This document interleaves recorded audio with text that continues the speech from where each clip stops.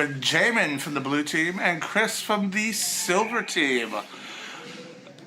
Tonight's game was the closest one for the season so far. It came down to the last seconds. Chris, what do you think was the strength for your team getting to pull that victory off? Strength of my team, definitely strong plays. Strong plays between Craig and Andrew, and definitely Brian on our blue line. Definitely stepped up in the forecheck, kept it deep when we needed to keep it deep. And puck, ball recovery, get it back, cleared the zone. Yeah, definitely. And Jamin, your team held out totally to the last seconds of the game. I mean, literally, lead changed hands. I don't know, like 30 seconds. It went from you were down to you were tied to y'all went down again. Right. Looks like y'all did have some strong plays. The goals that y'all got were pretty intense. It looks like Connor was on his game. How did it look from your venue?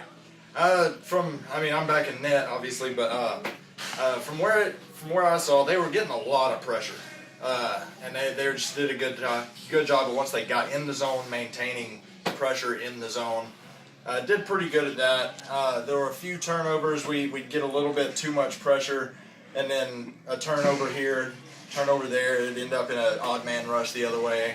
I mean, that kind of stuff happens when you're playing aggressive like that. That's gonna happen. So, not really a whole lot you can do about that.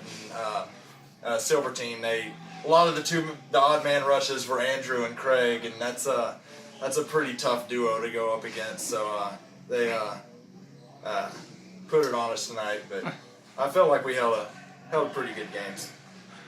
All right, and I've been talking to a lot of the other players on the other teams. We all obviously watch each other play, either to scout or just for the love of the game. And we've all noticed that the orange team happens to be one of the quicker teams. A lot of people have been saying that's the team to watch out for. They've also said that the green team would be one to watch out for simply because of how balanced the team itself is. What are your opinions on who you think we should watch out for? Who you think might be able to take it all the way to Lord Danley this year, or is it too early to call? I would say it's too early to call. I mean, I jokingly said the blue team, but I don't know if we're really better than any of the other teams, I think all the teams are pretty close. Yeah. Yeah. Everybody has their strengths and their weaknesses, and I feel like we haven't won a game yet, but I feel like we're playing better each week, and I think we're on the cusp of a win. But it's a long road to the playoffs. Everybody makes the playoffs, so it's more of how you finish the season. If you finish strong, there's the black team is the only undefeated team right now, but who's going to be hot at the end of the season? Exactly. That's kind of that's the question. I mean, every team's pretty well balanced, I think. Also, every time we do a draft at the beginning of the season, it takes a little bit of time for every team to rebuild that chemistry with the players. You get new players coming in. You get line mates that you had for the last maybe 2 seasons are now gone. So you got to build up new chemistry with somebody else. So there's some growing pains every week, and if you would have asked me last season if I thought the pink team was gonna win the Stanley Cup or the Danley Pint, no, no. No. Yeah, they were like they started off as like the whatever team, like yeah.